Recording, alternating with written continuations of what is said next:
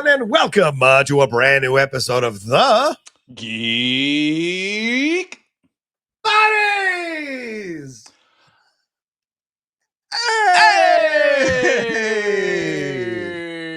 Yep. Boom.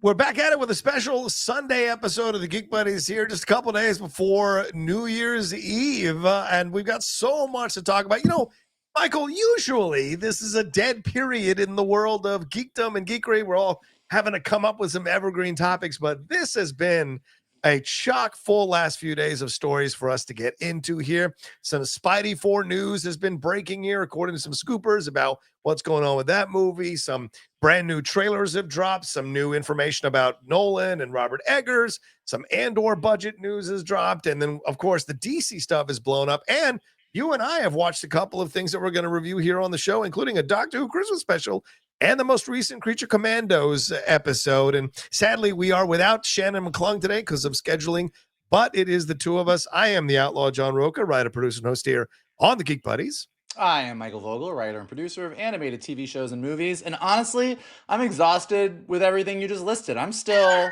I have like been doing nothing for the past 2 days except watching Harry Potter movies and drawing on my iPad and not paying attention to anything. And you just listed all that stuff, and I feel like I already want to take a nap. I'm in full like, yeah. This is the 1 week of the year where I'm like, I don't give a shit about anything. I ordered. You know what I ordered for dinner last night? What'd you get? Extra large pizza and mozzarella sticks and chicken bites. What are you, The Rock, having a cheat day? What? Just don't care. Just don't care. Don't care.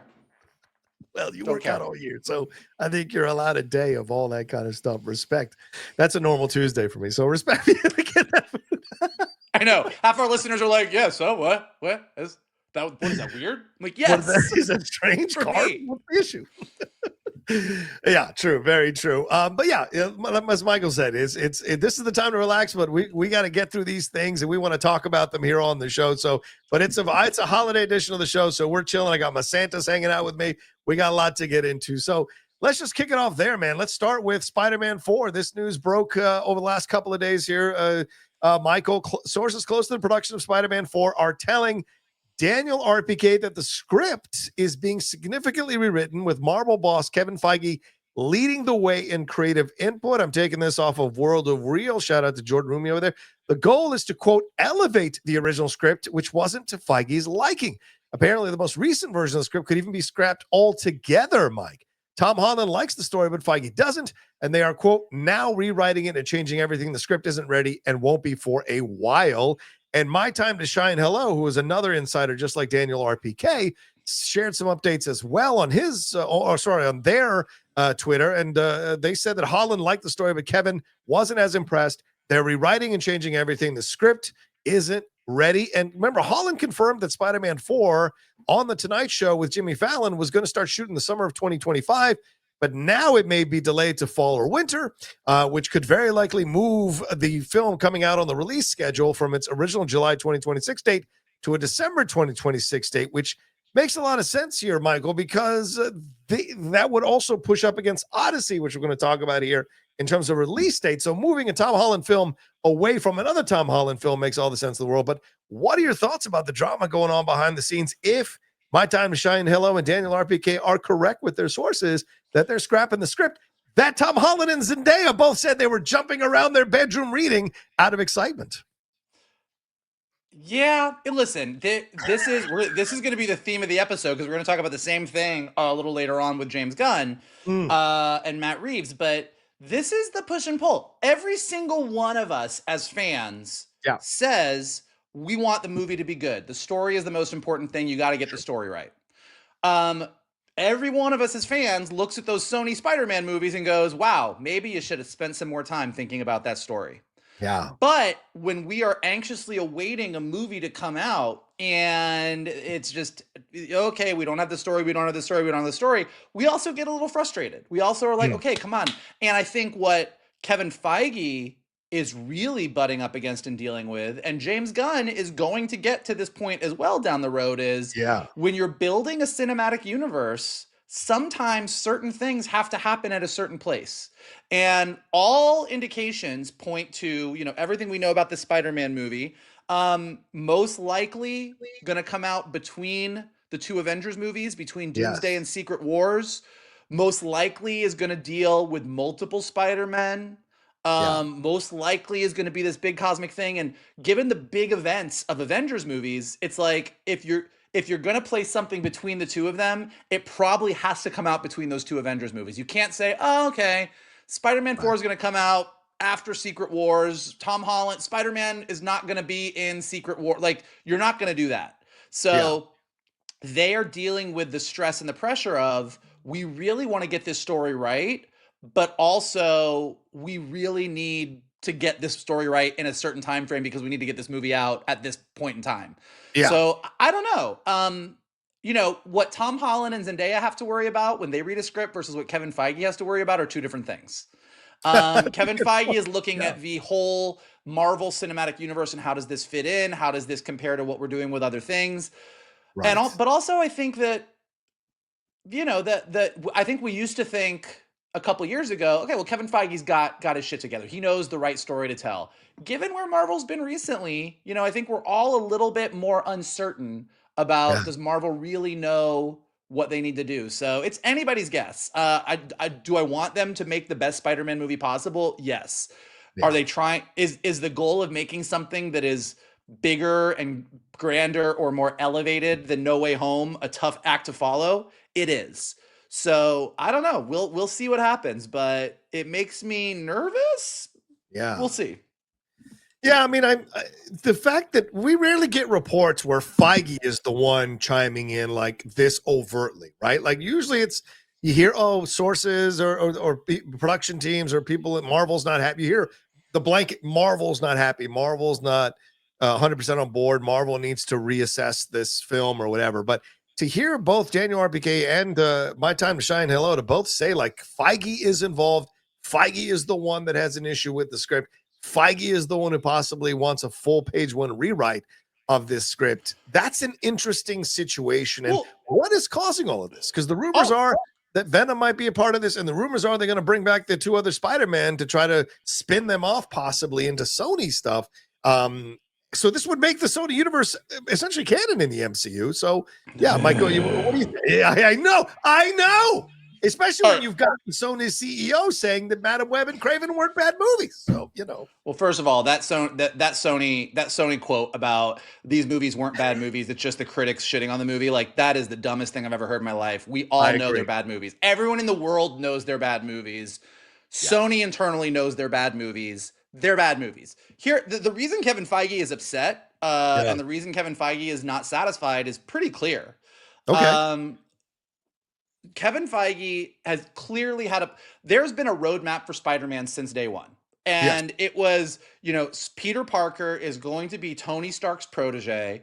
Peter Parker is going to be kind of has the smarts of Tony Stark. He's going to step into that Iron Man role. He's going to step into the hero role. We are going to kill Aunt May at some point and give Aunt May the with great power comes great responsibility speech. And at the end of No Way Home, Spider-Man is now all alone. Nobody knows that Peter Parker is Spider-Man anymore. He doesn't have Tony Stark at his back. He doesn't have all the Stark tech, and he's your friendly neighborhood Spider-Man. And that's going to be great because the next movie that we're going to do is a grounded Spider-Man movie where Spider-Man is just in the streets and maybe he's going to fight with Daredevil. And we knew exactly what that movie was going to be. Like it was reported on. Tom Holland was like, we're going to do ground level Spider-Man. Kevin Feige was like, we're going to do ground level Spider-Man. Sony was like, we don't think so. And ultimately, for whatever reason, Sony ended up winning that argument. I think most likely because it ended up being in a place where it was stuck between those Avengers movies and it made more sense to do a big epic Spider-Man saga thing in the middle of it. But for whatever reason, Sony won that argument. So the reason Kevin Feige is not satisfied is because this isn't the story he always wanted to tell. Yeah. This isn't it. Kevin Feige in his mind was like, we end No Way Home with Spider-Man sewing his suit, swinging around the city, being a ground level Spider-Man. And there was and I think we were all generally excited to be like, oh, the next movie is going to be this. And given a bunch of different reasons, that's not what it's going to be.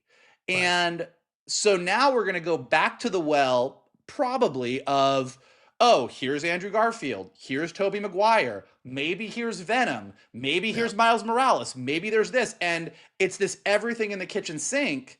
And if you're Kevin Feige and you wanted one thing and you're getting this other thing, you're like, fine, I've accepted that we're going to do this other thing. But Hmm. in a world where No Way Home exists and two Spider-Verse movies animated exist, and we have really done the multiple Spider-Man thing very many times, Yeah.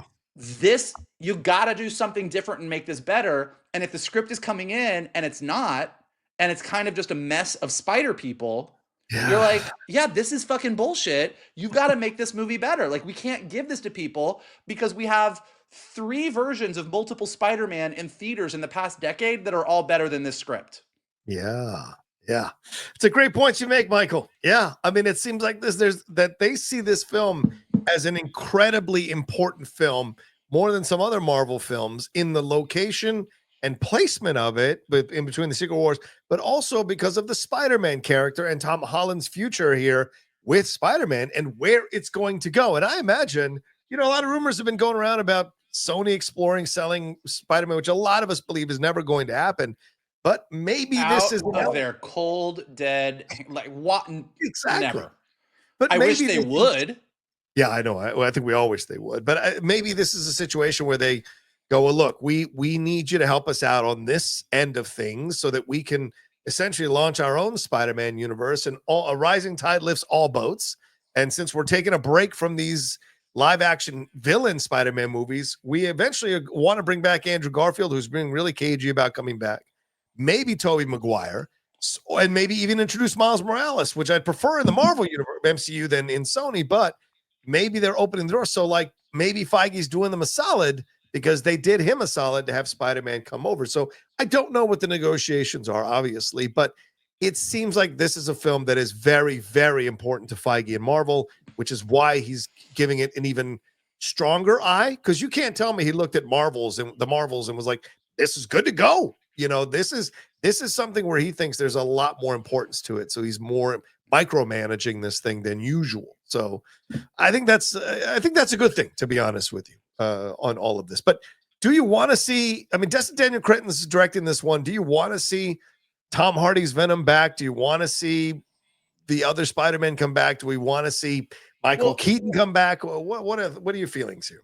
Tom Hardy's dead. Is he though? I mean, like, let's just like you kill like. Do I want the symbiote to be in the Marvel universe? Do I want Marvel to tell symbiote stories? Yeah, sure, I do. I don't know, man. Yeah, look, as we said a lot of times, and look, this is a big if. Like, I don't know, but if the end of Doomsday is the multiverse collapses and then Secret Wars is Secret Wars, then you have sort of it's the multiverse, it's Battle World, it's this world of spider people. Like, there's a lot of things that you can do that are like, all right, well, you can go crazy, but I think that's actually that's a part of the problem, is giving everybody the free license to throw any spider character you want into a movie and just run with it can really easily go, okay, well, that's a fucking mess. So I want all these things, but it's the same way that Spider-Man No Way Home, I just rewatched it on my birthday. Like, that movie shouldn't work. I know. Like, it just should, like I think that's where Kevin Feige is Kevin Feige is saying, like, Marvel's like, I mean, not Marvel, Sony's like, well, look, we did this in No Way Home, everybody loved it. And, like, sure, but, like, that's like, it's like Doctor Strange going like this in fucking Endgame. Like, there's only, like, bringing in every villain from the Sam Raimi movies and the Andrew Garfield Spider-Man movies and throwing them all into a movie and having them all fight Tom Holland and then having Andrew Garfield and Tobey Maguire show up and help him out. Like, that should have been a mess. Oh yeah. And it's just perfect. It's just pitch perfect all the way through. And so going, oh, well, we've got all these spider people and we're going to introduce Miles Morales, but Tom Hardy's going to come back even though he died because we're going to do this cool thing. And then the symbiote and Spider-Man are going to fight and everyone's going to love it because everybody wants to see Spider-Man and the symbiote fight. And it's going to be cool. Like, there's 1,000 ways that script could be a piece of shit. Yeah. Yeah. So do I want to see these things? Yeah. Every nerd and every geek in the world wants to see these things, but we want to see them done well. And that's really where Sony has proven time and again that they don't know what the fuck they're talking about. Yeah, well, we'll see what happens. We'll see what happens as we go forward. All right, let's move on to these other stories. Just do a bit of a shall we say this? Yeah,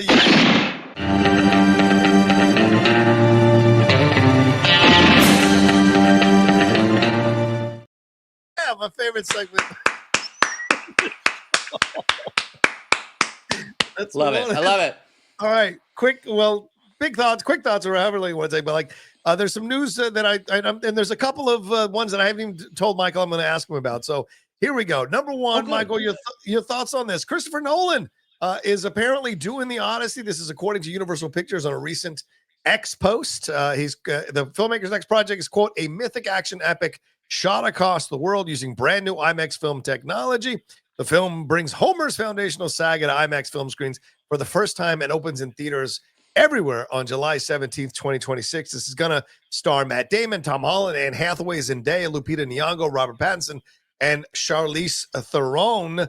So, Michael, your thoughts on do we need a, you know what I'm saying? Do we need a Christopher Nolan Odyssey film? And what do you think about this as a next step for Nolan? I am a white male in my 40s, so I am genetically predisposed to want to go see Christopher Nolan films in theaters. So I'm in. But no, like, I love Nolan. Like, yes, this is Christopher Nolan is one of the only directors who is proven to put butts in seats. Yeah. Like, Christopher Nolan is like, I'm going to make a movie about space. I'm going to make a movie about the nuclear bomb. I'm going to make a movie he'll say, I'm making a movie about, and it doesn't matter what comes after. It's guaranteed that people are going to go, oh, it's Christopher Nolan. I've got to go see this in a theater. I've got to go see this on the biggest screen possible. So him telling one of the most epic stories in Greek mythology feels like a Christopher Nolan thing to do.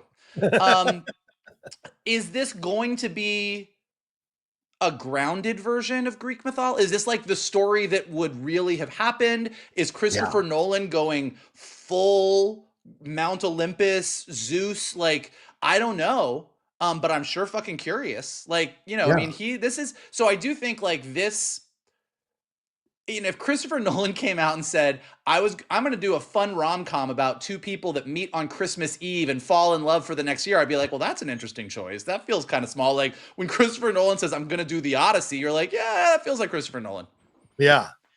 And the new camera is apparently 35% quieter, and it's never before seen technology. And, you know, to me, this feels very similar to like George Lucas and James Cameron. I think Nolan is now he's like taking the baton because Lucas, I think, passed it on to Cameron, and now I think Nolan is taking it from Cameron and moving forward. Even though Cameron's going to do Avatar and what have you, but Nolan is clearly the younger Cameron's just living on Pandora for the rest of his life. So Nolan can tell the other stories. Exactly. And that's so I like the idea of it all. I think this is a gutsy decision. I really do. Like, who is clamoring for a version of the Odyssey? You know, we saw Kirk Douglas do it years ago. There's one that's out now in theaters with Ray Fiennes and Juliette Binoche reuniting from The English Patient, one of your favorite movies, and Armand Assante. Most boring movie ever made. Most boring English Patient's the most boring movie ever made. How dare you? Love that film. And then Armand Assante had a TV version, which I think is low key one of the best TV movies ever made, and it's a series of the Odyssey. So this is an interesting story. I just think it's a gutsy decision because who is clamoring for an epic at this time? You know, who was clamoring for a story about the life of Oppenheimer? Like, who was like, you know what I really need to see on the big screen this summer? Like, you know, I could go see a movie about Barbie, or I could go see a movie about Oppenheimer. Oh shit, I have to see both. It's Barbenheimer. Like, that's the thing, is like, anything he's gonna do, it doesn't matter. So he has earned that level of, oh, Nolan is gonna tackle this. Yeah, great, I'm in. And like, I think either way, I'm intrigued. Like, if Nolan came out you know, and I mean, it's not coming out for a while, so we'll get lots of information. If Nolan comes out at some point and says, "Yeah, I'm not interested in doing a modern day Ray Harryhausen. Here's a bunch of Greek monsters for them to fight. I'm doing like a realistic. This is what really would have happened historically." I'd be like, Yeah. "That feels like Christopher Nolan. I'm really into it. Let's see." But if he was like, I love those Ray Harryhausen movies as a kid, and given technology and given these cameras, I realized that just like with Inception and Interstellar, I'm able to bring something to the screen that you've never seen before with Greek gods and monsters. I'd be like, fuck, I'm in. So no matter which way he's gonna go with it, like I like Tenet. Like I like Tenet, guys. Like Oh, okay. I appreciate, let me rephrase. I appreciate Tenet. So I'm all on board. Okay. But I think, you know, we're going to see that trailer for that movie is going to come out. I can hear you now when Shannon trailers, and we got our first teaser for the Odyssey, and you'll be like, Roka's going to be like, look, I wasn't sure. I thought it was a gutsy move. But then I saw these shots. I fucking lost my mind. I'll tell you right, I lost my mind. Matt Damon is Odysseus. Who saw that? Please don't do the mullet, Matt. Please don't do the mullet. Let's move on to this other one. Robert Eggers' brother. Robert Eggers apparently is going to direct a reboot / sequel reimagining of Labyrinth here. Scott Derrickson was initially going to do this in May of 2020 with Maggie Levin, who wrote Into the Dark, writing the script for this one. But then in 2023, Derrickson confirmed that sequel wasn't happening due to creative differences.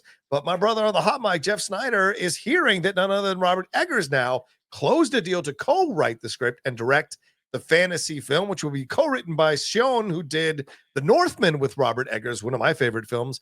This is the thing. This is one of the 5 things the filmmaker has confirmed he was going to do as his potential next film. And Michael, I know you're a fan of Labyrinth, a Jim Henson film here. So your thoughts on this idea of a sequel, reboot, reimagining of Labyrinth? And does Skarsgård come in? Because he was rumored to be the Goblin King in the Derrickson one. And since he started in Northman, do you see him taking David Bowie's role with that codpiece? Little known fact.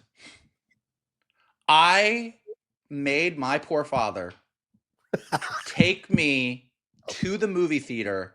Yes. I made my dad sit through Labyrinth in the movie theater 7 times. 7 times?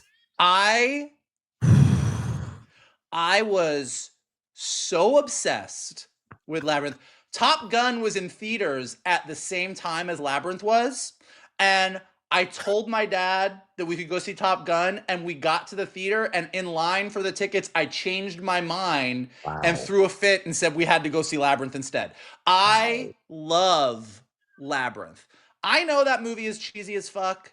If you watch the excellent Jim Henson documentary that Ron Howard did on Disney Plus, Jim Henson thought that he had fucking struck gold. And when this movie did not do well and critics kind of panned it when it came out, Jim Henson got depressed.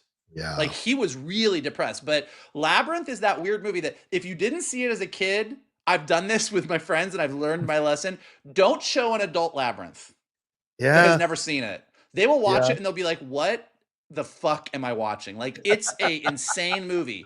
But and like, look, that Jim Henson company has tried. Like they know it has this cult following. They know it has this appeal, and they've tried and they've tried. When you have a movie that is such a weird fucking what even the fuck am I watching? Yeah. There's kind of just one person that you might want to have direct it. And it's the guy that makes movies today that when you go see them, you're like, that was good, but what the fuck did I just watch?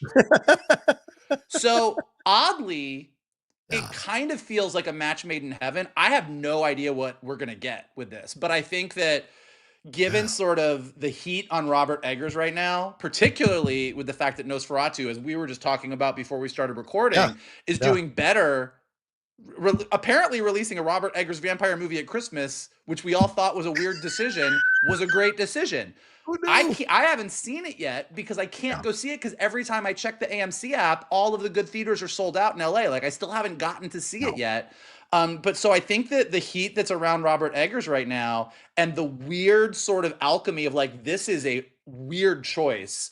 This beloved kids puppet movie give it to this guy. But I think that's actually going to get it made. So I think we're actually going to see this. And I'm, as someone who dragged my dad multiple times to that movie, I'm really curious what it's going to be, but I am into it. Yeah, I agree. I want to see what Eggers. I like Eggers. I loved Nosferatu. It's in my top. But 3. You don't like Labyrinth. I don't like. No, I've never seen Labyrinth. So, and the reason. Wait, you've never? Yeah, I'm not showing it. I'm not going to make you watch it. Although, well, now I feel like you have to. Now I feel like that because the Eggers movie is coming out, not now, but like closer to when it's actually happening, like when it's in production, or like maybe after the first teaser comes out. Yeah. I think you actually need to watch the original, but I will tell you now, you're going to hate it. First time watch. Maybe. I don't know. I thought I was going to hate the Sound of Music, and I actually loved it. So I don't know. You never can tell with my crazy ass. Who knows? Who doesn't love a movie where the Nazis are the bad guy? Come on. That's true. Nazis. Let's move on to this story, Michael. This is one of the ones I didn't tell you about ahead of time, but what do you think about this? This came out this week. That Andor total over 2 seasons will have a production cost of over $645 million, with season 2 being $290.9 million alone. And people have been commenting on how much this series cost versus something like Kenobi, which was only 90 million, or Ahsoka, which wasn't this high. I think Skeleton Crew is the next one. So your feeling about this on the production budget side, does this make sense to you, especially considering how season 1 was a slow burn for some people, and then eventually it got their numbers wise and it got their awards wise? What are your thoughts on this budget for Andor season 2 or Andor overall as well? You know, good for them. Okay. That's right. Good for, like, I don't like, like when there's how could they spend this much money? Like every once in a while, there are things that come along. Look, Arcane, where season 2 just came out in November. No one should spend the amount of money that Riot Games spent on animation that they spent on Arcane.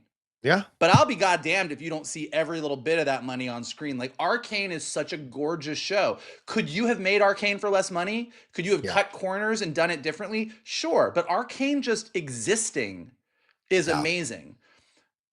Is Andor, is that the smartest financial move for Disney? No, probably not, because Andor doesn't have the massive popularity of some of the other things that are on Disney Plus. But every single one of us who is a nerd and a geek and a critic and a Star Wars fan and whatever points to Andor and goes, yeah, that's the best Star Wars TV has ever been. Like, we are, I love Skeleton Crew. I think it's amazing, but Andor's elevated to a level of like, this isn't just good Star Wars. Like, this is amazing television. And again, the expense of the show is on screen. It's this gorgeous show. It's not shot on the volume. It's shot on location. They built these sets. Like, they did all of this stuff. And I think season 2 is going to be even bigger and more than what we saw in season 1. So it's like, if I'm putting on my executive hat, if I was having golf with Bob Iger and Bob Iger was like, this is how much by the way, I hate golf. I would never play golf. But let's say I'm playing Mario Kart with Bob Iger. Oh, I like more realistic, much more realistic. And I'm like, Bob, how much did you spend on Andor? And he told me, I'd be like, holy fucking shit. Like, that's crazy. Why would you spend that much money? That doesn't make good sense business wise. But as a fan, I'm like, I'm glad they did, and I'm glad it exists. I don't think they're going to continue to spend that money on things like that. But I like when once in a while, when someone spends a ton of money and it ends up being garbage, you're like, that was a mess. I know. But Andor, I'm like, good for them. Like, it clearly worked. Yeah. All right, well, let's wrap up with this one thing. We alluded to it just a little bit ago when talking about Sony and Spider-Man and whatever. But Sony CEO Tony Vinciquerra here, Sony Pictures Entertainment CEO here, talked about the Spider-Verse movies, the live-action ones, and the quote-unquote missteps of these movies here. But here's his claim. Let's touch on Madam Web for a moment. Madam Web underperformed in theaters because the press just crucified it. It was not a bad film, and it did great on Netflix. For some reason, the press decided that they didn't want us making these films out of Craven and Madam Web, and the critics just destroyed them. They also did it with Venom, but the audience loved Venom and made Venom a massive hit. These are not terrible films. They were just destroyed by the critics and the press for some reason. But then went further to say about the future of the Spider-Man live action strategy on Sony. Quote, I do think we need to rethink it just because it's snake bitten. If we put another one out there, it's going to get destroyed no matter how good or bad it is. So how deluded is 70-year-old Tony Vinciquerra, CEO of Sony Pictures Entertainment, when he's making comments like this about these films? I'm just going to read you my tweet. Oh, we had a tweet on this one. That's right. Oh, go ahead, please. Dear Tony, they weren't bad movies. They were horrible. It wasn't just the press and the critics. Fans hate these films. They are soulless cash grabs with no respect for the material, no strategy, and most ridiculously, no Spider-Man. Life is better since you've stopped. Sincerely, the fans. That's how I feel. You know what makes me mad? And we talk about this a lot. Oddly, this makes me think, I think back to after Thor Love and Thunder came out and Chris Hemsworth did a big interview, I think in Variety, I forget where it was, but he was talking about Thor and he said, we had a ton of fun making that movie on set, but I think we had too much fun and we kind of lost track and we didn't really give fans the Thor movie they wanted. Yeah. That's great. It's like, okay, great. All's forgiven. You clearly got it. You got the message. Go make more Thor movies. If he had come out and been like, I don't know why fans hated it. They loved Ragnarok. We gave them more of the same. The fans are stupid. Like, if they don't like it, fuck them. Wouldn't have gone over great. And I just don't know why Sony can't just admit they were wrong. Yeah. Like, they were clearly wrong. Like, for whatever business reasons, strategic reasons, keeping the property reasons, for whatever reasons that they made the decisions they made, it is clear, given even Venom making the money that it made when it came out, the drop in box office between Venom 1, 2, and 3, the disaster that was Morbius, the disaster that was Madam Web, the disaster that was Craven, to kind of brush it off and say, yeah, critics hated them, but the movies did good on Netflix. Clearly the fans responded. It just insults everybody. It insults critics. Yeah. It insults fans. It just insults everybody across the board. Whereas if Sony came out today and said, we were really trying to do something and we clearly didn't connect with fans. We do love the Spider-Man franchise and we think there's a rich trove of characters. And given the success of Spider-Verse and the sheer number of Spider characters that fans have responded to, we're going to go back and rethink things and we're going to come up with something a lot more interesting, kind of in lines of what we're doing with our animated Spider-Verse movies. Everybody would be like, great, thank you. Yeah. And I wish that people in these positions would stop bullshitting around with these fucking soundbite answers. I agree. I'm currently getting crucified for saying that. But I absolutely agree with you 100%. I think you're getting crucified. You're getting crucified about the gun stuff that we're going to get to, right? Yeah, we're going to get to. But that's basically it's telling us the truth, for damn it. Not that we deserve it. Just saying if you're going to say anything, say the truth. And so the situation here with I agree 100%. And this is frustrating because we're seeing now this idea of people in a certain level who refuse to apologize, refuse to admit any fault, and use the media as a scapegoat, use the critics as a scapegoat. You can't with one side of your mouth say the critics don't matter, people matter, the fans matter, and the other side of your mouth say, well, the critics destroyed these films, that's why fans didn't go. Either they influence you or they don't influence you. Which is it? So this is a bunch of bullshit from Tony Vinciquerra that frustrated the hell out of me because it essentially says we're going to keep making terrible films. It's the critics who are the problem, not us. And that's not the truth at all. And so own up to your shit. You made bad movies. The fans themselves didn't go, not because the critics told them not to, but because their own friends from word of mouth said they were terrible. And that's what happened. That's my 2 cents on that. All right, one last thing here as we wrap up this section here, Michael, and that is the Doctor Who Christmas special. You and I have been reviewing Doctor Who recently on this particular, on the Geek Buddies and on this channel, having a lot of fun talking about Doctor Who, but we had a Christmas special come through over the last few days, which of course is typical of Doctor Who. This one written by Stephen Moffat, Joy to the World. There you see guest star Nicola Coughlan as Joy. What were your thoughts on this one, which is basically a young woman who is heartbroken over not being able to be there for her mom as she died during COVID, had to do it over Zoom.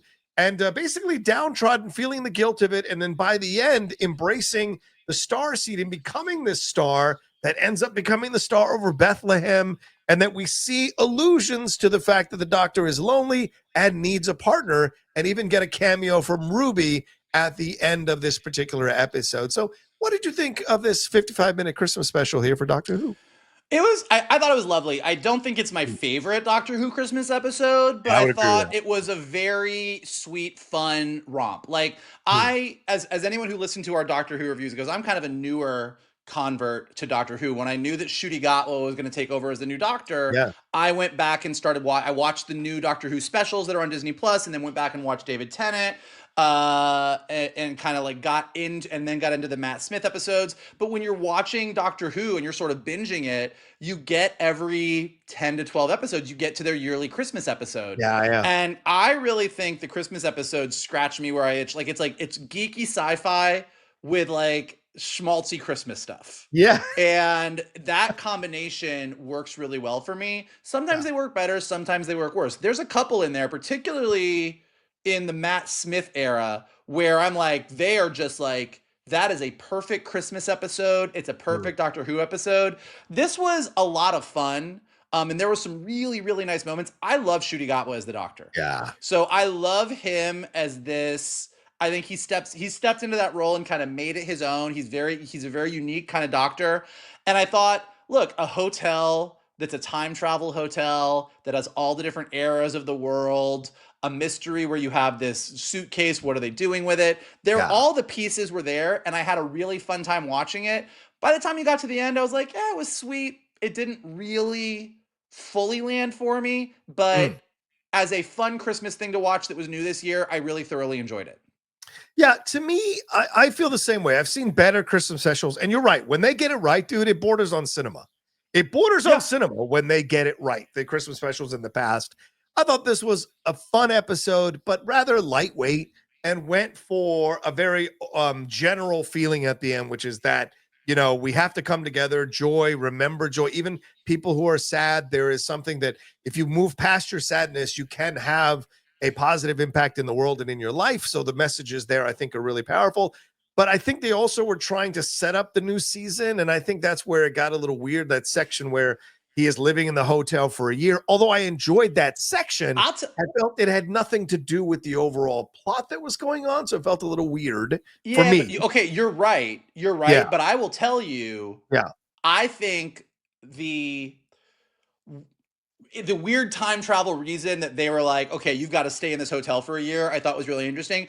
I think the Doctor having to slow down and live in a hotel for a year and kind of befriend this person and have that. Yeah. I thought that was the most interesting part about the episode. Like, I think you're right. It didn't have to do with everything else, but like, honestly, if they had sort of taken that part and been like, this is what it is. Yeah. And like, it's sort of like they did that whole bit. And then they got back to the time travel story in the time hotel, and you ran around and you had dinosaurs and you had everything. But it was sort of like, it felt like it ended up being neither fish nor fowl. And even though the other part had all of the sci-fi, dinosaur, Doctor Who crazy stuff, the Doctor having to slow down for a year and being stuck in one place and kind of live life sequentially for 365 days was actually my favorite part of the episode. Yeah, I don't disagree. And I think that would have been, if that had been a separate episode of the upcoming series, I'd have been 100% on board with that, because it would have reminded me of that episode with Capaldi, which I don't know if you've seen a lot of the Capaldi ones, where he has to go back for years and punch on the block of ice to release his partner there. And so this is the thing I would have liked to have seen repeated. That would have been awesome to see in Doctor Who. But yeah, is like the Nicola Coughlan stuff worked for what it was, and the hotel thing worked for what it was, but it didn't combine in a way that I think made a really powerful effect by the end. That being said, Nicole is she is in a zone right now. And that scene where she embraces it and she's being elevated, I thought it got me. And I loved her. And you know, it's so great to see her like really becoming a force now as an actress, step by step, piece by piece, through Dairy Girls to Bridgerton to this to God knows what's next for her. And so I like that they brought the right person in. And then touching base with Ruby at the end as a bit of a reminder, like there's this amazing partner that's out there that hopefully will come back in recurring ways down the road with Ncuti. And you're right, having Ncuti get to do his thing this episode and have two versions of himself in the time loop, That was awesome. I just love him as a Doctor Who, man. And it's so unabashedly what it is that it's the best, you know? Yeah. So, I mean, like, it didn't land for me the way that I would have hoped that it landed, Yeah, but there agreed. was enough good in it that I had a fun time. And I just love seeing him as the Doctor. Like, I can't wait for the next season of Doctor Who. So it did its job, even if it didn't do it perfectly. Yeah, agreed. All right, let's move on to some Creature Commandos review here, Michael. Let's get into this stuff here. Was it episode 5 of Creature Commandos? Is that correct on this one? So interesting stuff that happened in this one. The Iron Pot, Frankenstein, we see him being nursed to health by a new friend who he kills by the end because he kills everybody who ever gets close to him. That's a red flag. And then later, Flag and Frankenstein team up to disprove Cersei's visions about the princess. So what are your thoughts on this particular episode? Did you like it? Did it work for you? Did we advance the plot? We see the Commandos going back to the country there to try to take out the princess and then getting betrayed, but that leads to a massive battle at the end there. So what are your thoughts on how this all went down? Did you like this episode? I liked it, but I didn't like it as much as the others. Like this was the first episode where I kind of was like, all right, let's get on with it. Yeah. Like every other episode, I've been just like, oh my God, this is so much fun. I love this. And we've sort of gotten into this, you know, each episode we get a little bit of a backstory. So this was Frankenstein's backstory. And we got to see what happened to him after he killed Dr. Frankenstein and left, and the bride beat the fuck out of him. And then he got burned and, like, you know, landed where he landed. Right. So I think in the plus column, I just continue to think Frankenstein is a fascinating and funny character. He's a piece of shit. Oh, he is. But he is a very, very funny piece of shit. Like David Harbour is having a lot of fun with it. And just his single-mindedness, like when everything is going to shit and he was like, did you tell the princess to talk to the bride about me? Like the single-mindedness that he has as being maybe the most toxic of toxic males. Yeah. Like every attribute that you have about toxic masculinity, just shoving it all into Frankenstein's monster is very, very funny. How you're ever going to make this character likable to me, I don't know. Because he just continually, even in his backstory, where you're like, oh, he befriended this blind woman and she nursed him back to health and they had this nice bond. And then you get to the end and he like just fucking kills her and like leaves with the dog. And you're like, yeah, you're horrible.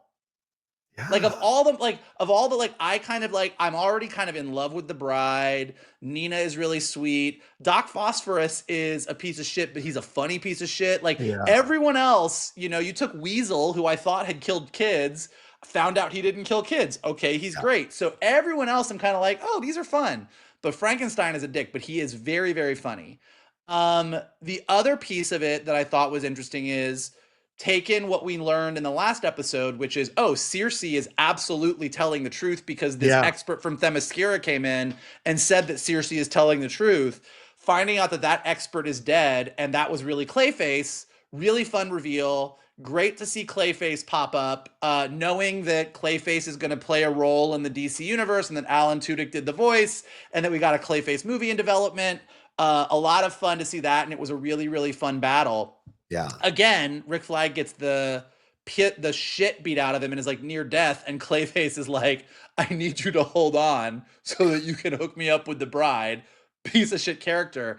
And then meanwhile, with the rest of the team kind of going and having like this big all-out battle, it was like a lot of fun and it was fun to watch. But at this point, we kind of reached this point where I'm like, all right, I've seen this.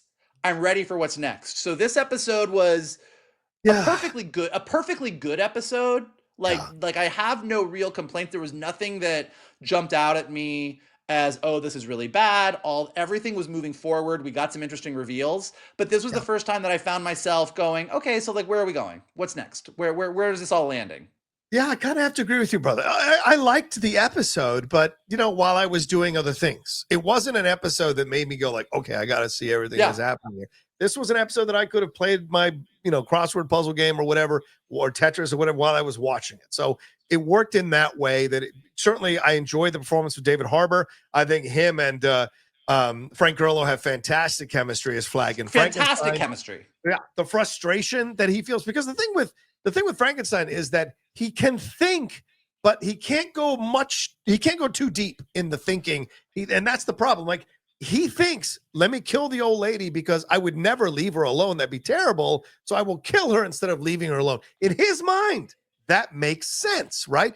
And then single-mindedly about the bride. Like, he's so obsessed with her. He thinks, as we saw in the last episode, right? When Harry Met Sally, he has a completely different interpretation of that. Titanic, a completely different. He has a whole nother feeling about this kind of thing, and just pursues it, right? Fully toxic. Fully toxic. Right. He has no, but he's not aware of it. That's the thing. I don't know if you can get Frankenstein to be aware of his toxicity. Even the dude from the helicopter, he's like, you're laughing at me because I can't grow. It's like, nobody said that. But in your mind, you've created this kind of narrative that fits what you need to do to kill. And it's so, to be fair, I don't think most toxic men know that they're toxic, but they're still toxic. Yeah, well, fair. But I do think there are toxic men who can be like, who can see the light of day depending on a situation. But I hear what you're saying. Of course, and I do think like that's gonna be the hat trick for. We already know Creature Commandos has been picked up for a second season. Yes. So whatever Gunn has planned, but the hat trick is gonna be, can you take this guy who is straight up despicable, and turn him around? I mean, look, Jaime Lannister kicked a kid out of a building, and we ended up falling in love with him. So, he was having sex with his sister, by the way. Yeah, while he was having sex with his sister. So it's possible, but that's going to be the hat trick. I will say, I think the funniest, the one line that really got it out of me was when the Themysciran historian, who ultimately turned out to be Clayface, came home, and Rick Flag was like, hide, and Frankenstein stood behind like a coat rack or a lamp, and he was like, do you really think you're hidden? And he was like, I don't give a shit. And then like got behind the bed, but like was still like, you could see his shoulder, and Rick Flag was just like, ugh. Like I don't fucking care. I'm gonna stand behind this lamp, and I'm like this, like that did make me laugh. That was good. That's many a night with me and Michael for sure. What are you doing? I don't care. I just don't care anymore.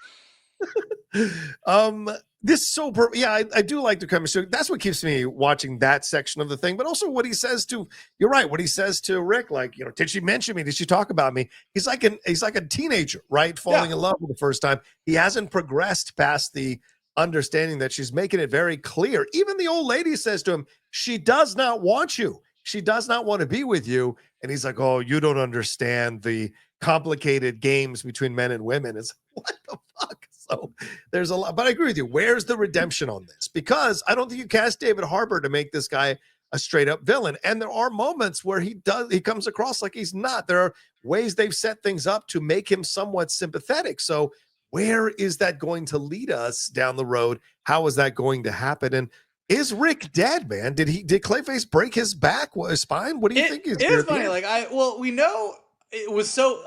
That is true. Like the end of that episode, he's beat up so badly, and I'm like, is he dead? Like I'm like, I know he's in Superman, but is this now? Are we saying this is going to take place after Superman? Because is he dead? But I'm like, so I don't think he's dead because I think that would be too confusing. But he did get beat up so bad that I had a moment where I was like. And Clayface is cool. Yes. Clayface is cool in animation, and I do think it's funny that Alan Tudyk, who got to play Clayface in Harley Quinn, who is arguably one of the funniest things to me about Harley Quinn aside from Bane, gets to play a more traditional Clayface here and be truly badass. I mean, you really seeing how badass he is, and that whole sequence was really like, I think that sequence did a really good job of using animation to show Clayface how badass and dangerous Clayface is. Not just that he was big and not just that he had a spike for a hand, but just kind of enveloping that, you know, like enveloping Frankenstein as he's like crawling to try and get to the electricity outlet. Like it was just it was a good sequence. Like it was a good battle. And so knowing that, you know, we all have questions about in all of DC how Clayface has his own movie all of a sudden, but you know, it'll be interesting to see if they can kind of bring that vibe. Like we've all talked about it. Nolan was never going to touch Clayface. Reeves' universe doesn't seem like a Clayface universe, but seeing what was done here in Creature Commandos and knowing that we might get a big screen version that is this kind of Clayface is definitely intriguing to me. Yeah, and we had, of course, Clayface's surname in the Penguin. but it would not be Clayface as we see it here in No. in this particular show. But yeah, I think it's not a coincidence that the Clayface stuff was announced right before the Clayface episode here of Creature Commandos, and who knows what. And I think they did a good job for people who may not know Clayface and are just watching this as James Gunn converts to DC. Like, you see the strength of Clayface, that it can stop Frankenstein. Multiple efforts to try to get to some to the electric outlet there, although he eventually gets there. The strength of Clayface against what we've seen, the strength of Frankenstein, you see the ferocity of him, and how strong he can be, and what he does to Rick Flag. So it's good. Now, what about what happens here in the country with the task force there with Commandos? And what about all of that? Like, did Amanda Waller sending in the Commandos without Rick to go after the princess? Is this what inadvertently leads to what Cersei's future is? Are they creating this thing? Because by the end, the princess lives, and she tells what looks to be like her most vicious right-hand man, you got to go after these guys and kill them all. So do you think that they've sparked the future by making this move proactively to try to stop, or preemptively to try to stop the princess from doing what she does in Cersei's vision? Maybe. I mean, look, what is going to be interesting, and like the Clayface reveal, as much as this episode is like, all right, let's get on with it, it does present the new wrinkle of, well, who's really behind this? Who's pulling the strings? Right. And is Cersei even aware of it?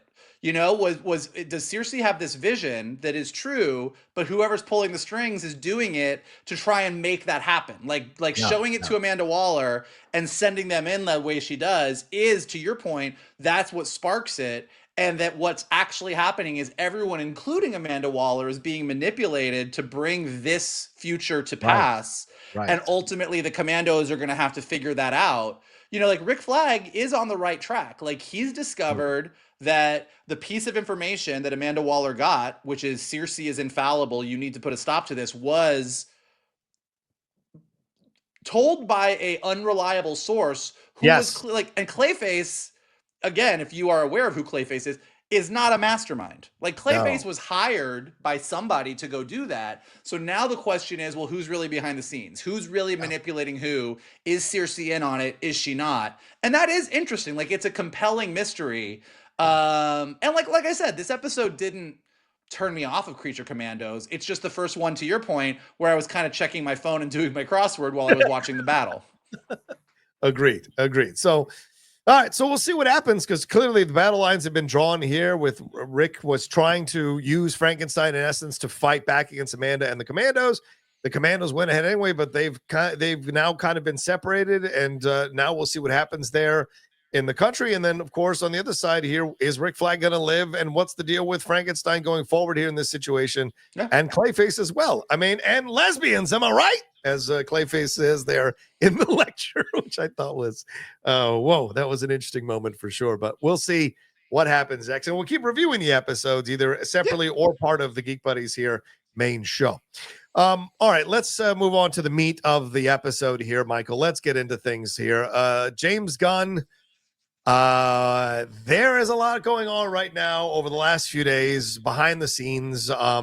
A lot of rumors, a lot of reports, a lot of sources speaking about James Gunn and Superman, James Gunn and Batman Brave and the Bold, James Gunn possibly opening the door to Robert Pattinson being a part of the Batman. You know, as we said on the Hot Mic, if you guys watch the Hot Mic, Jeff and I have sources. Jeff's sources said that his source said that they saw the Superman movie and that there were concerns after the screening from some people who went to see it. My source said that it was very similar to Captain America, First Avenger, and The Mummy. Not saying whether that's good or bad, just saying that that's what some of people's reactions were. But then I think comicbook.com came out yesterday with an article, thanks for citing us, and said, though, that they'd heard from their sources or people who went to see it, that it was a good movie and that people are going to be excited to see it, even though if the VFX is a little rough. And according to Jeff, the VFX people, Gunn fired all of them, but Gunn said that no, there were changes for a couple of people, but it wasn't a mass firing. So there's a lot going on. But then Andy Muschietti on a Spanish podcast said that that Batman Brave and the Bold is now suspended, and we heard Batman Part 2 is now pushed to 2027 because the script isn't ready, which is the third release date now for this movie. So what's going on here, man? Are we all just crazy, or is there really some issues going on behind the scenes here? I don't think you relaunch a universe that has tried to launch itself a couple different times unsuccessfully and not have issues. Issues come with the job. Yes, Like, agreed. Issues come with the and job. also keep in mind what James Gunn has to deal with that Kevin Feige did not have to deal with at the beginning is Marvel was writing their own paycheck. Like before Disney bought Marvel. Good point, Michael. Disney bought Marvel right before Avengers came out. Avengers was the first Disney Marvel movie. Yeah. And it had already been in production. Like Marvel was already making it. So Disney didn't go give a bunch of notes on that. And then Avengers came out and made $1 bajillion and was a huge hit. And so at that point, Disney was kind of like, all right, just you keep doing what you're doing. Now, I think now Bob Iger and Kevin Feige get into it a lot more, whether 100%. it's don't make an Eternals 2 or whatever. And I think there's probably a lot more of the dealing with your parent company now than there used to be. But Marvel had like a free runway when it started. James Gunn, DC has always had to deal with Warner Brothers. DC has always had to deal with a bunch of executives that aren't necessarily comic book people.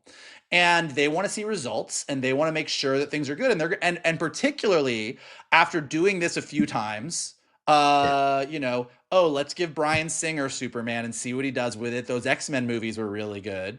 Yes. Okay. That didn't do it for us. Okay. Zack Snyder is great. He really has a vision. Let's do this. Okay. That seemed good. Put Batman in it. Let's see how that goes. Oh shit. And then really quickly getting to, we're pulling, you're out of this movie. Let's put Joss Whedon in here to fix it. We all know how that went. And now here we are for a third Superman.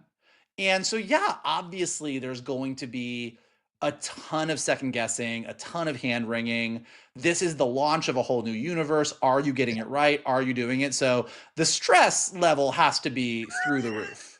Yeah, I would imagine so. Yeah. They've got a long time, not a long time, but they've got time until July hits. Yeah, 7 months. So if what we're hearing right now is the visual effects, I don't care about. Like that is easy. Like you've got 7 months, you fired some people, you brought in some new VFX people, get the effects up to par. That is a doable thing. This flying looked stupid. That monster looked silly. We need this to look cooler. The Green Lantern's powers looked kind of ridiculous. Like, let's go in and fix that stuff. That's easy. It's the story that really is did you get this right or not? And so when you have people coming out going, oh, everyone wasn't happy. It's not going to be great. Oh, the story's really good. People are going to be satisfied. We're sort of at a wash on the story front. If what people weren't satisfied with were the visual effects, okay, fine. Like that. So that I think it's like we're in a wait and see pattern. It's going to be what it's going to be. Everyone seemed really excited from the teaser trailer, including the three of us. Yes, absolutely. So we're going to see. So that and Superman is far enough down the road that aside from maybe doing some reshoots, which they're going to do, kind of is, which I'm sure they're going to do. It's going to be what it's going to be. Right. The Batman problem is really the bigger problem here. And we were texting about this. James Gunn came out and said Matt Reeves is going to be Matt Reeves, and that's going to be what it is. But we've got this Brave and the Bold movie happening, and it's going to be Batman, Bruce with Damian Wayne, and that's going to be the story we're going to tell. And we all went, okay, that's cool. From day one, I think when we went back and talked about this, it was like, so 2 Batmans? At the same time? Like, and I just think that, and then a couple things have happened between that announcement and now. One of them being the Penguin being so good. Yeah. And being just such an amazing story. And the other thing is Andy Muschietti doing The Flash, which everybody was like, it's going to be the best comic book movie ever. And then it was a piece of garbage. Yeah. So Andy Muschietti directing your big, you got Matt Reeves. Batman has the opposite problem that Superman has. Like Bryan Singer tried to do it and it didn't work. Zack Snyder did Man of Steel, which a bunch of people liked, but ultimately the Zack Snyder universe didn't end up going where it needed to go. So now we have a third at bat. Batman's the opposite. Christopher Nolan's Batman, although Dark Knight Rises kind of falls apart, Christopher Nolan did his Batman. Dark Knight is still one of the greatest comic book movies ever made. And then Matt Reeves came along and said, let me do Batman. And aside from some people thinking it was too long, everyone's like, that was solid. And the Penguin just made Matt Reeves' universe even more solid. Yeah. So then you're going to have Andy Muschietti, who directed The Flash, do your DC Universe version of Batman after Nolan and Reeves?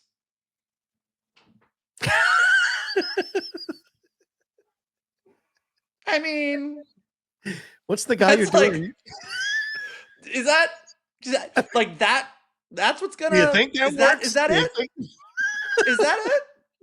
Because like that, like even if, and I mean, look, I think that even calling it Brave and the Bold kind of gives a nod to the fact that we're gonna do the lighter Batman. Yes, yes. We're gonna do. It's Batman trying to raise his son. It's Batman as a dad. It's Batman story. This he's still gonna be Batman, but James Gunn, just given what we've seen even in the Superman teaser, this is a brighter, sillier, more Silver Agey universe. Right. So it kind of leans towards we're gonna not do.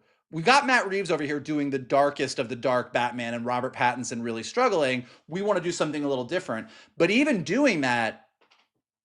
And I'm not saying Andy Muschietti is entirely to blame for Flash. There's probably a lot of reasons that Flash is bad. But sure. If I was a Warner Brothers executive, I'd be like, is this really what we're going to do? And that even gets, and that's not even counting the fact that I think, and we texted about this, I personally don't think that Matt Reeves' Batman universe fits in James Gunn's DC universe. Not even remotely. But Warner Brothers would be ridiculous for not trying to figure out if that is, if you can or can't do it. Right. If that makes sense. Like, I don't think they necessarily should do it, but enough people on Twitter are putting David Cornsweet and Robert Pattinson next to each other in pictures and being like, can you picture it? Where it's like, you have to at least go, okay, Matt Reeves is clearly, fans have accepted Matt Reeves' Batman universe as a really compelling Batman universe. We like this universe. We like Robert Pattinson and what we've seen thus far. As Batman, and putting him and David Cornsweet next to each other doesn't look horrible. No, you're right. Batman and Superman have always been the two extremes of the DC universe. Gotham and Metropolis shouldn't fit together. Right. Is there a world where we just say, hey, Matt Reeves, let's do this? Like, it's worth the conversation, even though my gut tells me the conversation lands on you shouldn't do it. But then you just are back to where you're like, I think that's where James Gunn, other problem is like, it's taking Matt Reeves so long to finish this script. And even if you were ever, like, if you were James Gunn, you're like, look, I'm going to save Batman. We know everybody loves Batman, so we're going to keep him. We're going to do the Supergirl movie. We're going to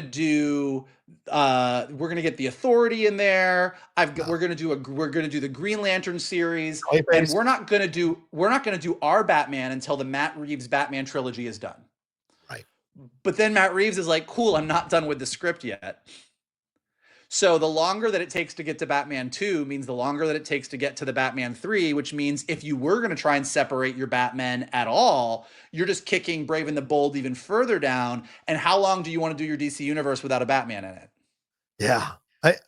I don't see a world where we see Batman Brave and the Bold. I just don't. And you know, and my sources had told me for a couple of years, since the Flash, they're like, Muschietti is not going to do it. Jeff's source told him during our show the other night that they hear that Muschietti's still very much on board of the DC universe. So maybe they hand him Clayface. Maybe Muschietti moves to Clayface. I think I could accept that. But I don't know how you do a Clayface without Batman. Will you have a Batman be a part of Clayface? Which Batman will you have?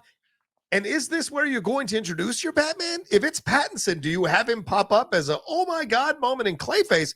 I don't think that makes sense to introduce Pattinson as your Batman in a mid-tier villain film. That doesn't make sense to me. Maybe he was fighting Clayface, and that's why he didn't show up in the Penguin. Exactly. Yeah, he was stuck in Clayface. He was out of Gotham. He wasn't there. Yeah, maybe. But yeah, I think that's it. Look, the Superman stuff is what it is. I was only reporting what I'd heard from my source. Jeff reporting what he'd heard from his source. But like, and as Jeff has said, and people seem to be forgetting online, is like, there's still 7 months. We've heard other films supposedly had issues behind it, and then they came out and they're great. We also had other films who had issues behind it, and they came out and they were terrible. So we don't know what it's going to be at the end, but they have 7 months. So we all heard that the first Wonder Woman movie was garbage. Yes, right. In fact, we heard that the first Wonder Woman movie was a straight up disaster. Yes. And it is in my opinion, the best of the DC films of that era. And then we all heard that The Flash was, and I quote, the greatest superhero movie ever made. Right. And it was not. Right, exactly. So we don't know where it's going to go, but like he has 7 months. But there's also nothing wrong with reporting what we're hearing. And people get a little too crazy about the reporting of it all. We're just reporting, so it's a conversation.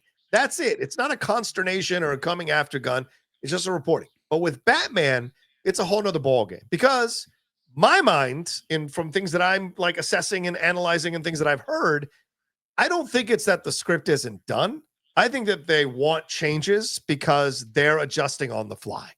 And if Pattinson is going to be in Gunn's universe, you've got to rewrite that script to make it work, that it's going to be a part of Gunn's universe. So do you bring in Guy Gardner or Hawkwoman or Superman or someone or Supergirl or whoever you've got to be a part of the Batman Part 2 in order to confirm that it is part of the Gunn universe? It could very well be that Matt Reeves hasn't finished writing this script, and James Gunn did come out and say, hey guys, we've taken a long time between sequels in the past. Yes, but we've also taken short time between sequels in the past. So it's that James Gunn tweet. Well, finish what you're saying. I have thoughts on all this, but yes, it's not an indication that one thing or the other. Like Godfather was 2 years apart from each other. So, it's not an indication one way or the other. It just means that, great, you're defending that it's taken a long time. I personally don't believe the script is not finished. I didn't think Zoe Kravitz would come out and be speak out about it if the script wasn't finished. And so the fact that they've had multiple indications that the script was finished and then they keep moving these release dates, it makes me think, and they especially pushing Batman Brave and the Bold, it makes me think that they are seriously considering making work. And look, people say, look, I don't get it. It doesn't seem to make sense, James Gunn. But if you watch that Superman trailer, there's a lot of dark moments in that Superman trailer. So it may be possible to bring this Batman into that Superman world. Metropolis doesn't have to be Gotham. So the fact that it works best when they're not. So I wonder if maybe they're figuring that out. That's my thoughts on that. Go ahead, Mike. I don't even want to jump in. Like I said, I think that Metropolis and Gotham don't need to be the same. Like, that's fine. Right. But I do think, so a couple things. Yes. One, look, James Gunn has said from day one that he's always going to be like, we're going to put these movies in production when the script is ready. So this isn't like this is a new take on. And stop announcing release dates. Stop it.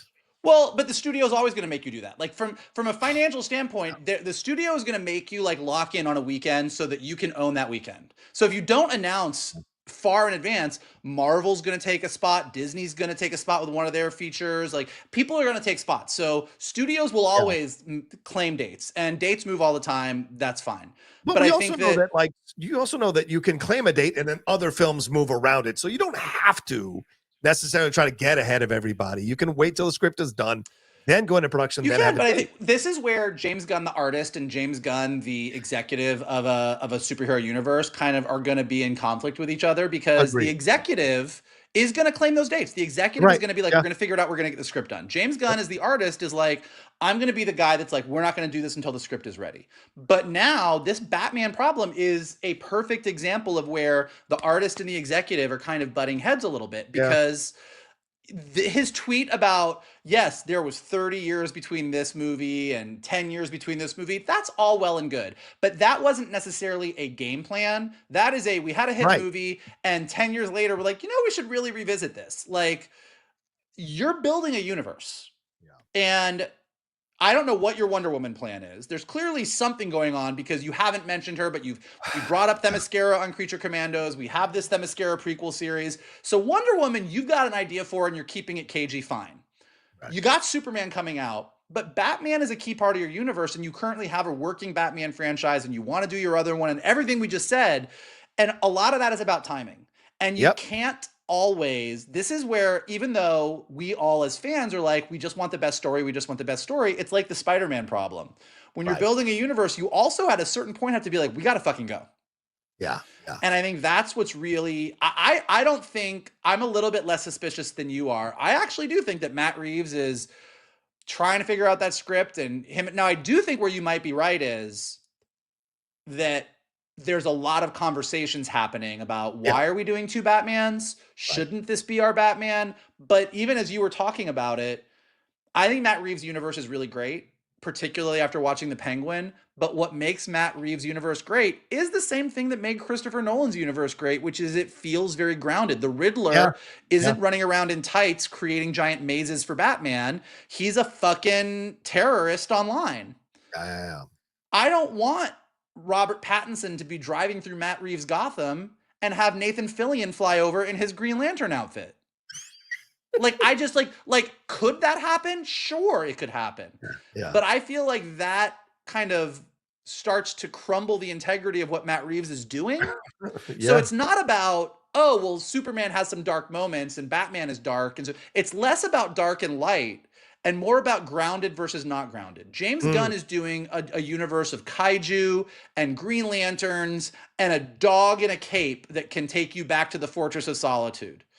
Matt Reeves is not a kaiju dog in a cape kind of guy. Like, it's just tonally, it's not about dark and light. Tonally, we're in two different time zones. And I think that strategically and from a business standpoint, there is a compelling argument to try and jam those two worlds together. But artistically, I really think you're gonna fuck it up if you try and do that. Yeah, I agree. I think it's going to be very difficult to combine them. But this is also the problem Zack Snyder had, right? And look, some of you got to be honest with these things. Zack's Man of Steel came out and it didn't hit the numbers they wanted it to hit. So Warner Brothers overreacts and says, you got to bring in a Batman. We've got to save this. Let's have Batman and Superman come together. And Zack has to adjust his 10-year or 5-year plan on the fly to fit a Ben Affleck Batman into a Henry Cavill Superman series that he had no intention of bringing Batman into until later down the road, and adjust on the fly and combine 4 graphic novels into one thing. And to me, it doesn't work. I know there are people who defend BVS. It doesn't work. I can take it apart piece by piece. It doesn't work. And so, again, it's forcing the situation. So is this happening again, where here's a Batman film that came out first instead of the Superman film in the Zack Snyder situation, and they're now having to force the Batman film into the Superman universe? If that's what they're doing.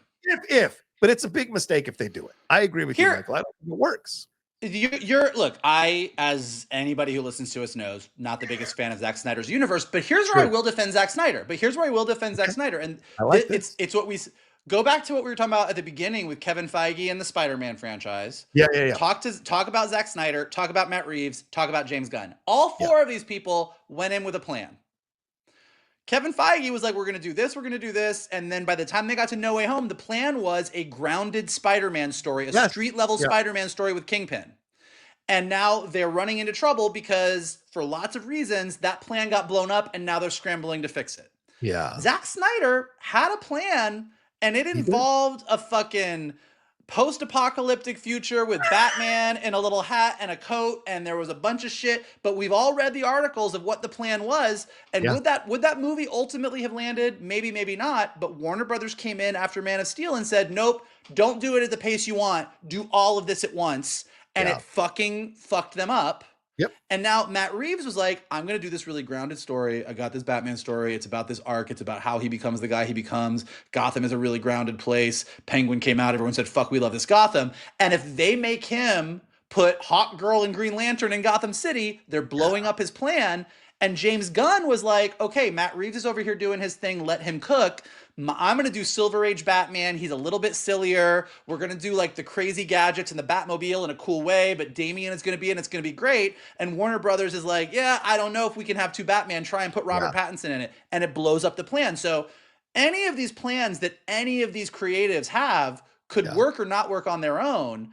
But what runs into the problem is when outside forces, whether that is another studio that owns the rights to your character, your parent company, whatever it is, comes in and says, that thing that you had artistically said, this is what we're going to do. We need you to go in and fix that. We need you to do this other thing. And it's always when you go to a creative who you said, we're going to let you do this. Oh, by the way, we need you to do this now. that you run into this thing where we're like, wow, the Batman and the Penguin were so good. I wonder where things went wrong. Maybe it was when that giant kaiju attacked Gotham City, and Catwoman and Batman had to team up with the Penguin, and they all fought the kaiju together. Batman rode the kaiju down into the ground. Yeah, I agree. That's the danger, is that if they are combining this and they get it wrong, they can ruin both universes, the Gunn's universe and the Reeves universe. And that's not what you want to see. And look, I want to clarify something. I tweeted about this and some people are misconstruing my tweet. I tweeted and said that James Gunn should just come out and tell us the truth. And if there's stuff going on behind the scenes with Matt Reeves and as a personal issue, which is what the rumors are, that there's just stuff that happened for him personally, I think we're all human beings. We all know things happen. And with Reeves' approval, just say something. Because these reasons that he's giving are cover and they're half-truths. They're not full truths. And I don't think, I'm saying, if you're going to say anything, just tell us somewhat of the truth, or tell us the truth, rather. No half-truths and no PR tested nonsense, because it's transparent. Playing devil's advocate, though. Sure, please feel free. I'm open to that. If Matt Reeves is indeed dealing with personal issues, whatever those personal issues are, and that's preventing him from finishing the script, saying the script isn't ready without digging into Matt Reeves' personal shit is actually not untrue. No, I know, but you're doing the technicality thing instead of the honest. Well, I'm just saying, I don't know that, I need to personally know that Matt Reeves is dealing with shit in his life. I don't know what he's dealing with. He's dealing with a breakup. His dog died. His mom has an opium addiction. I don't know, but I don't. Well, I'm just listing the first three things that came to mind. I don't know. Opium's making a comeback. Okay. Yes, but I was thinking opioid, not opium. Wait. I meant opioid, not opium. Yeah,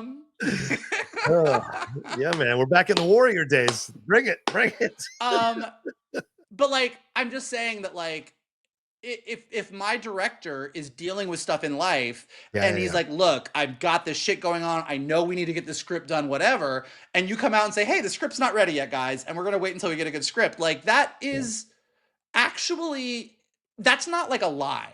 It's not not to pick on this person, but it's not when the director of What If comes out and says, we had no idea we could use the X-Men. That's why we didn't use more of them. But I'm like, you used Storm and X-Men 97 was in production. That is a straight up, that doesn't make sense statement. Right. All right, our director's dealing with some shit. The script isn't ready. You just left off the first part of the sentence and said the script isn't ready. Yeah, but that's the thing. I think because the thing is, I wasn't saying that so that people, how can I say this? So that people could go after Matt Reeves. I was saying that so that people would stop going after Matt Reeves. People would stop going after James Gunn, because I think people, when you say someone's dealing with person, we saw that with Zack Snyder with the suicide of his daughter, although some people who hate Zack Snyder still came after him. You hope that when you say, look, the script's not ready because we got some personal stuff going, or some stuff going on behind the scenes we need to kind of square away, then people go, okay, I get it. I don't have an expectation. I hear what you're saying. I don't know when it's coming out. I can relax about this, right? And so that's all I'm saying about it, because I don't care either way. I don't care either way. I just want the film to be good, right? And so I don't, some people are like, oh, you're getting so upset. And I was like, I'm not upset. I'm just more like, this is a suggestion, right? This suggestion.